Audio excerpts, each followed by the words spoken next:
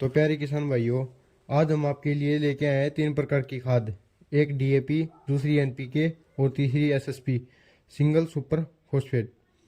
आज हम इस वीडियो के माध्यम से आपको बताएंगे कौन सी खाद हमारी फसल के लिए उपयोगी है, कौन सी खाद के अंदर ज़्यादा विटामिन है, कौन सी खाद किसान भाई सबसे ज़्यादा उपयोग में लाते हैं।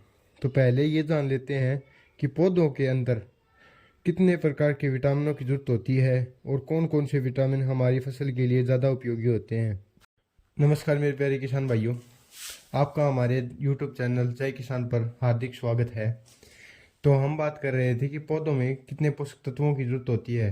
तो प्यारे किसान भाइयों, पौधे के अंदर 17 प्रकार के पोषक तत्वों की जरूरत होती है। सबसे पहले उन पोषक तत्वों की बात कर लेते हैं जो हमारी फसल के लिए अति आवश्यक होते हैं।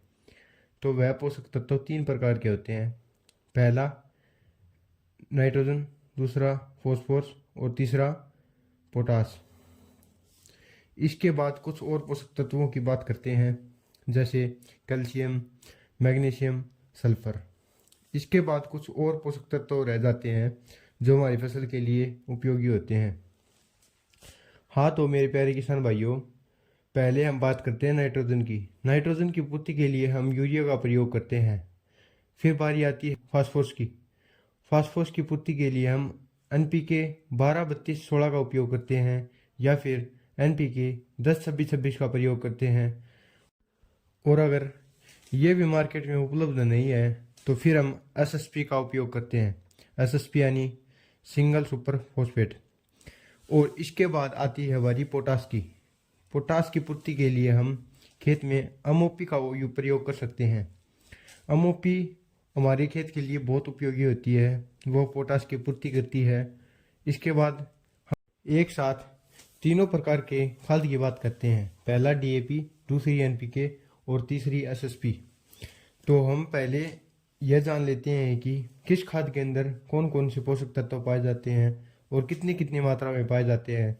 तो मेरे प्यारे किसान भाइयों, पहले हम बात कर लेते हैं डीएपी की। डीएपी के अंदर 2 प्रकार के पोषक तत्व पाए जाते हैं। पहला नाइट्रोजन और दूसरा फॉस्फोरस। तो इसके अंदर नाइट्रोजन 18% होती है और फॉस्फोरस 40% होता है।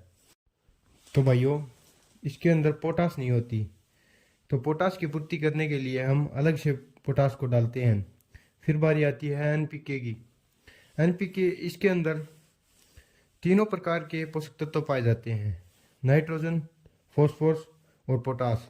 इसके अंदर नाइट्रोजन 12%, पोटास 16% और फास्फोरस 32% पाई जाती है। अब यह खाद हमारे देश में ज़्यादा उपयोग होने लगी है क्योंकि डीएपी हमारे देश में नहीं बनती, यानी डीएपी का मैन्युफैक्चरिंग हमारे देश में नहीं होता। इसे बाहर से इंपोर्ट कराया जाता है।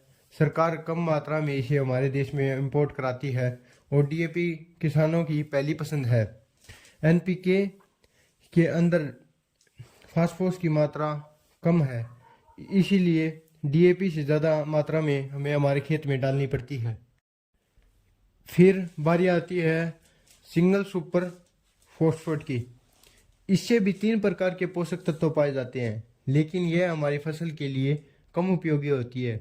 अगर इसका उपयोग हम हमारे खेत के अंदर करते हैं तो डीएपी के मुकाबले ज़्यादा उपयोग करना पड़ता है। और इसके अंदर फॉस्फोरस की मात्रा 16% होती है, सल्फर की मात्रा 11% होती है और क्लोरीन की मात्रा 18% से 19% होती है। तो भाइयों, इसके अंदर एक तो नाइट्रोजन नहीं होता और एक पोटास नहीं होता। हम नाइट्रोजन की पूर्ति के लिए हम यूरिया का प्रयोग कर सकते हैं और पोटास को हमें अलग से डालना पड़ता है। तो इसके बाद हम इसके मूल्य की बात कर लेते हैं। तो भाइयों, अलग अलग एरिया के अलग अलग रेट होते हैं। हम हमारे एरिया में इसका 1 कट्टे का रेट 1250 मिल जाता है। और इसके बाद हमारी आती है सिंगल सुपर फॉस्फेट की। इसका रेट हमारे यहाँ पर 400 रुपये कट्टे के हिसाब से मिलता है। और आपके एरिया के अंदर इनके रेट क्या हैं, आप कमेंट करके बता सकते हैं। अगर हमारी वीडियो आपको अच्छी लगी तो लाइक करें और हमारे चैनल को सब्सक्राइब करें और दूसरे भाइयों तक शेयर करें।